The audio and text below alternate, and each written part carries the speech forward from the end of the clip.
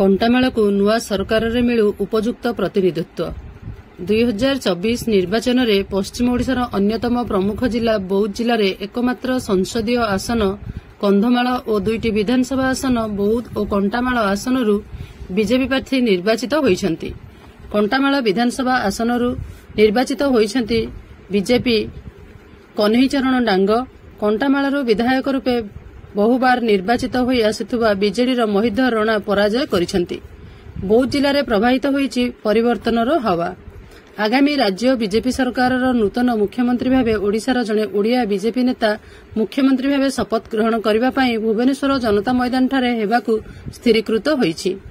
ପଶ୍ଚିମ ଓଡ଼ିଶାର ଜଣେ ଜଣାଶୁଣା ଟାଣୁଆ ନେତା ବରିଷ୍ଠ ଓକିଲ ତଥା ବରିଷ୍ଠ ସମାଜସେବୀ ଶ୍ରୀଯୁକ୍ତ କହ୍ନେଇଚରଣ ଡାଙ୍ଗ ଚଳିତ ନିର୍ବାଚନରେ କଣ୍ଟାମାଳ ବିଧାନସଭାରୁ ତାଙ୍କ ନିକଟତମ ପ୍ରାର୍ଥୀ ବିଜେଡି ବିଧାୟକ ଶ୍ରୀ ମହିଧର ରଣାଙ୍କୁ ପାଖାପାଖି 8,000 ଭୋଟ ଅଧିକ ବ୍ୟବଧାନରେ ଜୟଯୁକ୍ତ ହୋଇଛନ୍ତି।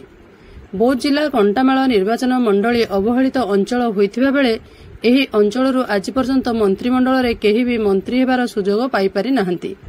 ସେଥିପାଇଁ ଓଡ଼ିଶା ବିଜେପିର ବରିଷ୍ଠ ନେତୃମଣ୍ଡଳୀ ଏହାକୁ ନଜରରେ ରଖି ଜିଲ୍ଲାର ଟାଣୁଆ ନେତା ଓ ବରିଷ୍ଠତାକୁ ବିଚାରକୁ ନିଆଯାଉ ଓଡ଼ିଶା ମନ୍ତ୍ରିମଣ୍ଡଳରେ ସ୍ଥାନ ଶ୍ରୀଯୁକ୍ତ କହ୍ନେଇଚରଣ ଡାଙ୍ଗଙ୍କୁ ମିଳିବ ବୋଲି ଜିଲ୍ଲାବାସୀଙ୍କର ଆଶା ଓ ବିଶ୍ୱାସ ରଖିଛନ୍ତି।